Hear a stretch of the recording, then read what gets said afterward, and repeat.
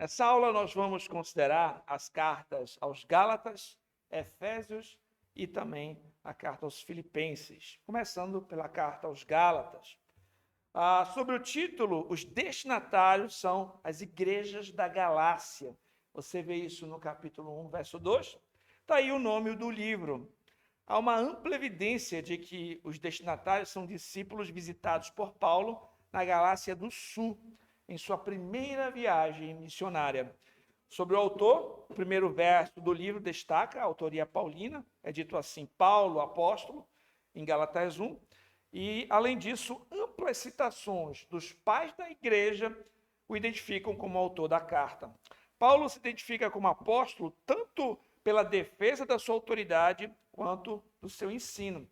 Sobre o contexto e o pano de fundo da carta aos Gálatas, essa carta foi escrita depois do concílio de Jerusalém, e o livro foi escrito não muito tempo depois da conversão dos Gálatas, pode ter sido escrito na segunda viagem missionária em Corinto. Então, após a saída de Paulo da Galácia, um grupo de judaizantes passaram a ensinar que era necessário muito mais do que a simples fé em Jesus Cristo para se obter a salvação. Eles enfatizavam que era necessária a estrita observância das cerimônias judaicas e, especialmente, a circuncisão.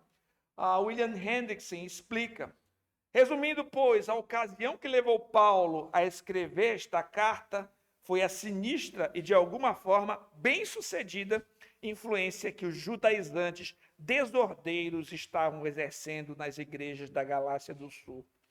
E o propósito foi neutralizar esse perigoso erro, reenfatizando o glorioso evangelho da livre graça de Deus em Jesus Cristo.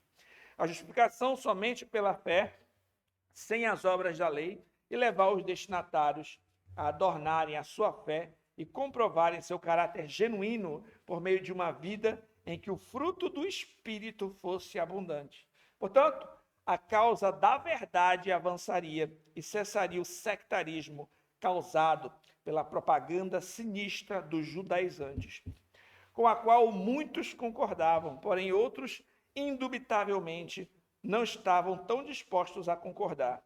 Aderindo às admoestações de Paulo, ou seja, do Espírito Santo, as igrejas da Galácia estariam aptas a apresentar ao mundo um testemunho unido. Então, esse é o contexto da carta aos Gálatas, esse grupo de judaizantes ali, e também infiltrado na igreja, está causando essas faltas, essas compreensões erradas a respeito da palavra. O conteúdo. Em Gálatas, Paulo corrige crenças errôneas sobre o relacionamento entre a observância da lei e a salvação através de Cristo. Ele argumenta que a justificação vem somente através da fé, independentemente das obras, libertando os crentes do poder do pecado e capacitando-os a servir uns aos outros em amor. Aqui você tem, então, o esboço aos Gálatas no seu material, que foi o esboço do reverendo Nicodemos, que eu apresentei para vocês, e trago também os principais assuntos. Os principais assuntos de Gálatas são: em Cristo não há divisão de povos, raças e etnias. Sobre isso, eu queria que você abrisse comigo Gálatas. Vamos fazer uma leitura de Gálatas, capítulo 3.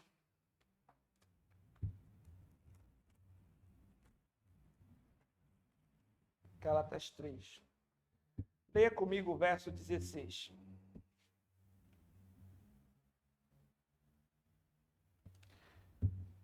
Ora, as promessas foram feitas a Abraão e ao seu descendente. Não diz aos descendentes como se falando de muitos, porém, como de um só, e ao teu descendente, que é Cristo. Nós vemos aqui, mais uma vez, conectando com a teologia bíblica que estudamos no início desse curso, como o livro de Gálatas mostra Cristo como o descendente de Abraão, por meio de quem todas as nações da terra seriam abençoadas. E os crentes recebem essas bênçãos espirituais prometidas a Abraão por meio da fé em Cristo. É só nós irmos até o final do capítulo 3 e considerarmos a partir do verso 28. Dessarte não pode haver judeu nem grego, nem escravo nem liberto, nem homem nem mulher, porque todos vós sois um em Cristo. E se sois de Cristo, também sois descendentes de Abraão e herdeiros segundo a promessa. Como nós vimos, a aliança abraâmica tem aquela dualidade, que existe os descendentes físicos de Abraão e os descendentes espirituais de Abraão. E os crentes, aqueles que creem em Cristo, quer judeus convertidos a Cristo, quer gentios convertidos a Cristo, também herdam essas bênçãos espirituais prometidas a Abraão. Então é interessante nós observarmos isso em Gálatas, que Deus faz este povo. A justificação pela fé como uma doutrina central do cristianismo também é considerada em Gálatas, e temas em oposição, como o verdadeiro e o falso, o evangelho, a fé e obras, lei e a graça, a liberdade e o legalismo, a adoração e a escravidão, e o fruto do Espírito e os desejos da carne. Tudo isso também é encontrado nessa carta com esses contrastes aqui. E Cristo em Gálatas, R.C. Sproul, acerta em afirmar, por causa do seu interesse em abordar a justificação somente pela fé nesta carta, Paulo reflete sobre a cruz de Cristo, a morte de Cristo na cruz, decisiva não somente para a justificação, mas também para a santificação. Como faz em outras de suas cartas, Paulo está interessado em enfatizar que Jesus Cristo ressuscitou dos mortos. Paulo reconhece que nenhum pecador pode ser salvo sem Cristo e sem a sua obra em favor dos pecadores, e assevera que corromper o evangelho por acréscimo de obras humanas sujeita as pessoas à maldição de Deus.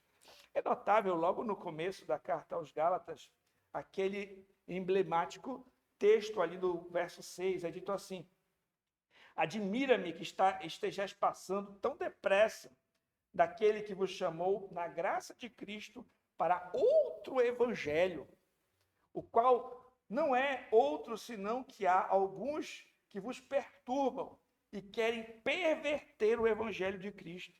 Mas ainda que nós, ou mesmo um anjo vindo do céu, vos pregue evangelho que vá além do que vos temos pregado, que seja anátema, que seja amaldiçoado.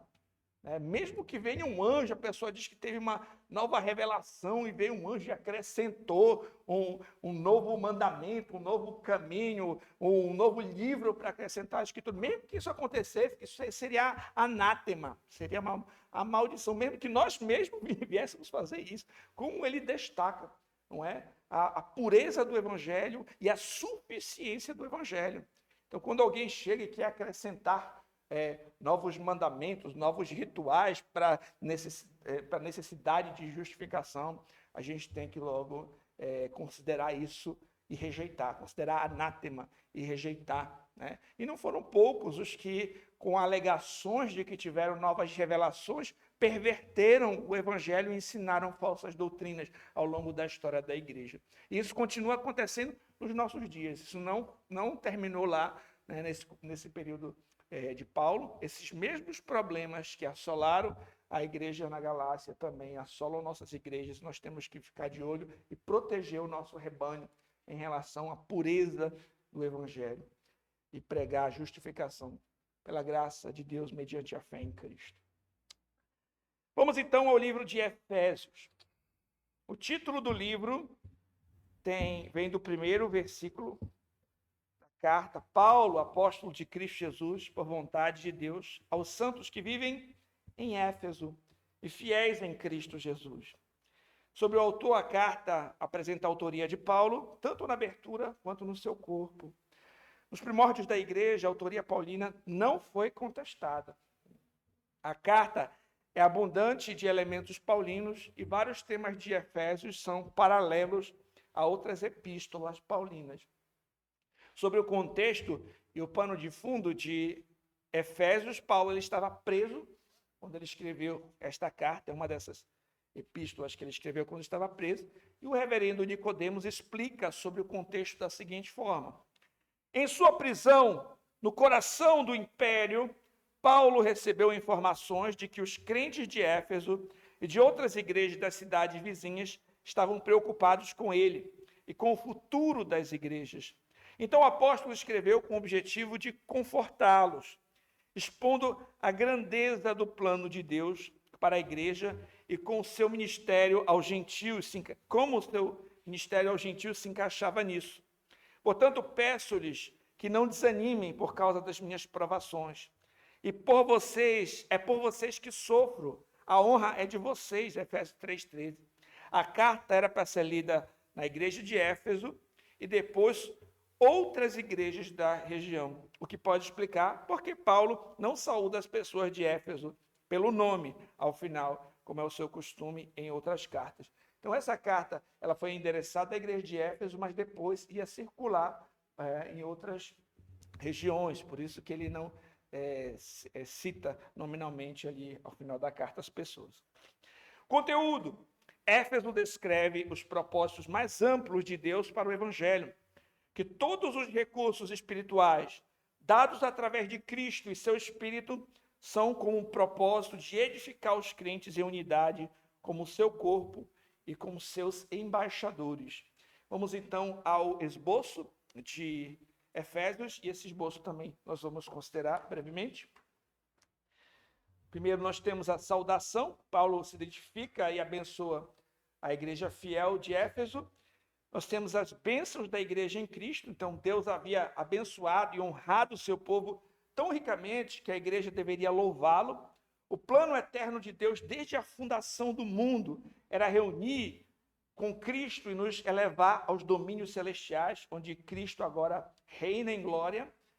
A igreja precisa se apegar à maravilha da esperança, da herança e do poder que vem do fato de estar unida a Cristo. Então, nesses primeiros textos, desses primeiros versículos de Efésios, nós já observamos também algo que envolve um tema da teologia pactual que tratamos aqui, que é a questão do pacto da redenção e a doutrina da eleição, né? Nós somos eleitos em Cristo desde a fundação do mundo, e também esse assunto é destacado aqui.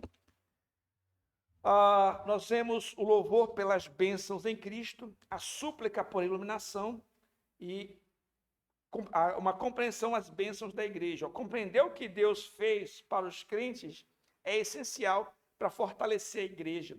Os crentes foram ressuscitados da morte espiritual para uma nova vida, que os levará a bênçãos imensuráveis em tempos futuros. Eles foram unidos por meio da cruz de Cristo para se tornar um templo sagrado no qual o Espírito de Deus reside. O mistério grandioso e divino é revelado por meio do Evangelho. Os gentios, juntamente com os judeus, se tornam herdeiros plenos das bênçãos de Deus. Assim como Deus havia planejado, essa igreja internacional devia exibir a sabedoria de Deus para os poderes malignos que têm resistido à expansão do reino dele para todas as nações. Paulo orou para que Deus fortalecesse os crentes ao capacitá-los a enxergar o quão maravilhosamente haviam sido abençoados. Então, ele louva a Deus que tanto faz pela sua igreja. Então, os crentes precisavam entender e precisam entender as bênçãos pelas quais eles recebem estando em Cristo Jesus. Quando nós observamos Efésios no capítulo 2, existe aquele texto muito famoso que diz assim: ele vos deu vida, estando vós mortos em vossos delitos e pecados, nos quais andaste outrora, não segundo o curso desse mundo, segundo o príncipe das potestades do ar, do espírito que agora atua nos filhos da desobediência, entre os quais também todos nós andamos outrora, segundo as inclinações da nossa carne, fazendo a vontade da carne e dos pensamentos. Éramos, por natureza, filhos da ira, como também os demais. Mas Deus, sendo rico em misericórdia, por causa do grande amor com que nos amou, estando nós mortos em nossos delitos, nos deu vida juntamente com Cristo. Pela graça sois salvos, e juntamente com ele nos ressuscitou, nos fez assentar em lugares celestiais em Cristo Jesus, para mostrar nos séculos vindouros a suprema riqueza de sua graça, em bondade para conosco em Cristo Jesus. Porque pela graça sois salvos, mediante a fé. Isso não vem de vós, é dom de Deus, não de obras, para que ninguém se glorie. Pois somos feitura dele, criados em Cristo Jesus, para as boas obras, as quais Deus de antemão preparou para que andássemos nelas. Que texto maravilhoso! Mostra a situação, a condição que nós estávamos e que todos os crentes estavam em seus pecados, a graça de Deus e as boas obras como uma resposta a tão grande salvação, não como causa, mas como consequência dessa maravilhosa obra redentora de justificação, né? É dito também sobre este novo povo que Deus faz, derrubando as barreiras. Então, não tem mais essa barreira de separação na nova aliança entre judeus e gentios. Deus faz um novo povo. Os gentios, eles são enxertados na oliveira. Deus faz um novo povo, quebra essas barreiras. E a igreja é composta de crentes convertidos a Cristo, quer dos gentios e quer dos judeus. Tudo isso é trabalhado também. Podemos ver alguns pontos em Efésios. E aqui nós vamos observar, ficando em Cristo, unidos em Cristo, Paulo e o ministério divino, força para a igreja. E a partir do capítulo 4 até o capítulo 6, né, como nas cartas de Paulo, também observamos depois uma parte mais prática também na sua carta, que vai abordar diversos aspectos da vida. Andando nas bênçãos da igreja, compreender como a igreja é abençoada, levará a viver de maneira que corresponde a essas bênçãos. Em outras palavras, a viver de modo digno do evangelho, diante de um Deus que nos tirou da morte para a vida, da ira para as bênçãos, do reino de trevas para o reino de luz, do inferno para o céu. Como é que nós vamos viver à luz disso? Devemos viver de modo digno. A igreja deve viver em harmonia a despeito das suas diversidades. Os dons variados da igreja, dados por Deus, são bênçãos para serem usados na edificação da unidade e do amor. A igreja deve aprender a viver de novas maneiras, apegando-se às bênçãos que Deus deu e nunca retornar às maneiras do mundo. Os crentes devem viver de modo verdadeiro a fé cristã, pois eles conhecem Cristo e a extensão de tudo que ele fez por eles. As batalhas espirituais devem ser disputadas com as bênçãos de Deus. A vitória da igreja será certa se a armadura de Deus for usada. Então, nós observamos isso dos capítulos 4 até o 6, 20. A unidade, a diversidade, vivendo de novas maneiras, mantendo-se firme contra o diabo. E isso vai abranger todos os aspectos da vida. Tem aqui nessa carta aquela parte muito importante que fala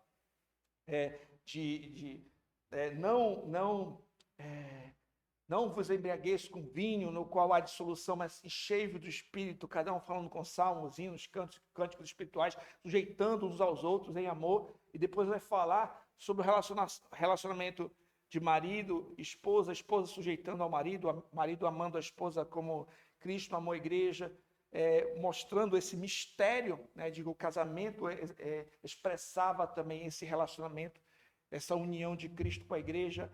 Fala a respeito da relação de pais com filhos, senhores com servos, e daí por diante. Todas as áreas da vida devem ser dedicadas ao Senhor diante de um tão precioso evangelho.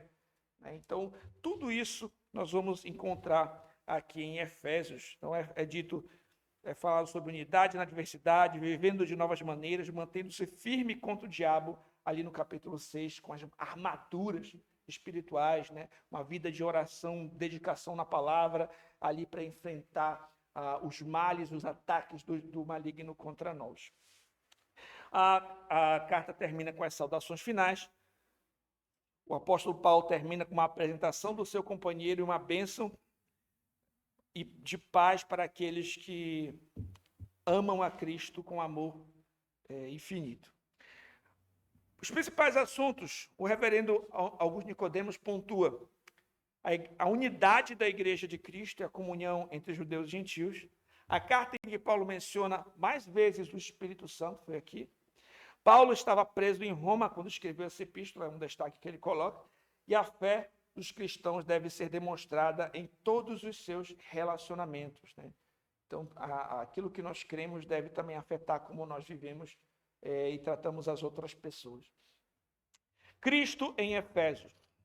R.C. Sproul destaca Cristo em Efésios da seguinte forma: essa epístola nos ajuda a entender a doutrina bíblica crucial da união com Cristo. A importância dessa doutrina é evidente nos versículos iniciais do livro. É em Cristo. Quantas vezes ali, no primeiro capítulo, até no segundo capítulo de Efésios, você vê essa expressão?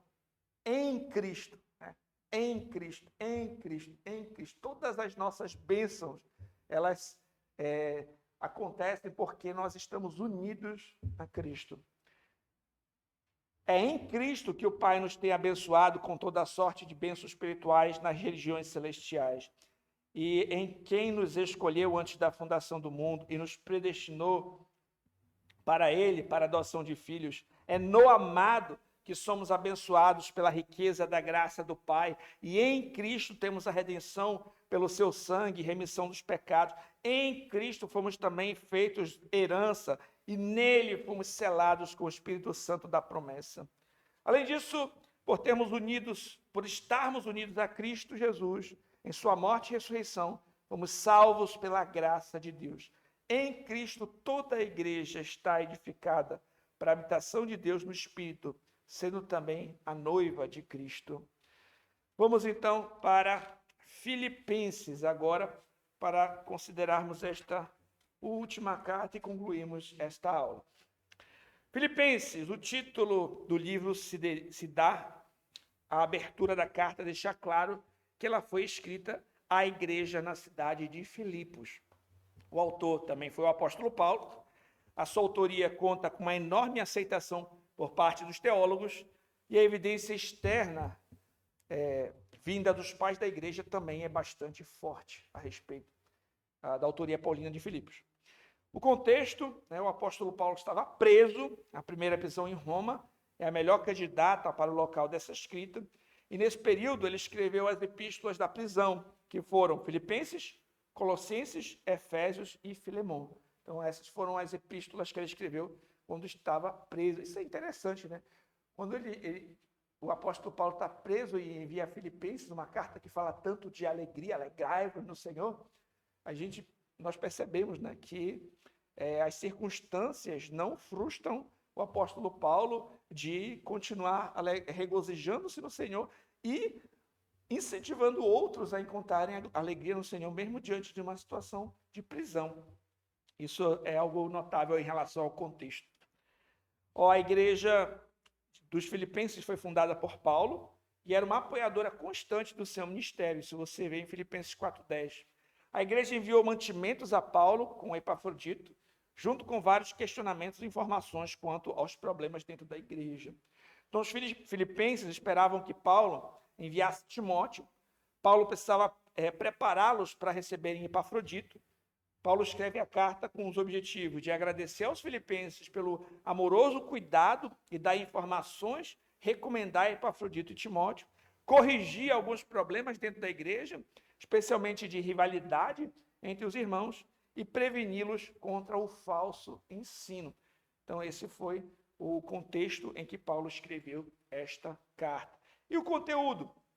Filipenses desafia os crentes a seguir Paulo e regozijar no Senhor e em se esforçar para pensar a mesma coisa em resposta à preocupação da igreja sobre como a sua prisão tem afetado a disseminação do Evangelho. Sobre o conteúdo, também do livro de Filipenses, o panorama do Novo Testamento apresenta o esboço de Filipenses dessa forma, que eu coloquei aqui, e diz o seguinte: essa não é uma carta caracterizada pela exposição e explicação de grandes temas teológicos. Em Filipenses, vemos mais o lado afetuoso de Paulo, que começa essa carta com um profundo sentimento de gratidão por aquela igreja. a fim de incentivar seus leitores a permanecerem fiéis. Paulo recorre a seu próprio exemplo de abnegação e principalmente ao exemplo de Cristo, que, embora sendo Deus, não considerou que ser igual a Deus fosse algo que devesse se apegar. E aqui você tem o esboço. Eu não vou fazer a leitura, mas vamos aos principais assuntos. O reverendo Nicodemos destaca os principais assuntos de Filipenses da seguinte maneira: Cristo como modelo de humildade e serviço. E aqui, queridos, eu queria ler com vocês também. Eu não posso me furtar de ler o capítulo 2 de Filipenses sobre esta parte aqui. Filipenses no capítulo 2. Olha o que é dito aqui.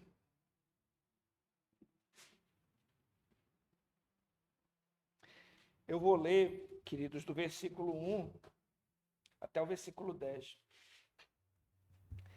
Se há, pois, alguma exortação em Cristo, alguma consolação de amor, alguma comunhão do Espírito, se há entranhados afetos e misericórdias, completai minha alegria, de modo que penseis a mesma coisa, tenhais o mesmo amor, sejais unidos de alma, tendo o mesmo sentimento, nada façais por partidarismo ou vanglória, mas por humildade, considerando cada um os outros superiores a si mesmo. Não tenha cada um em vista o que é propriamente seu, senão também cada qual o que é dos outros. Tende em vós o mesmo sentimento que houve também em Cristo Jesus.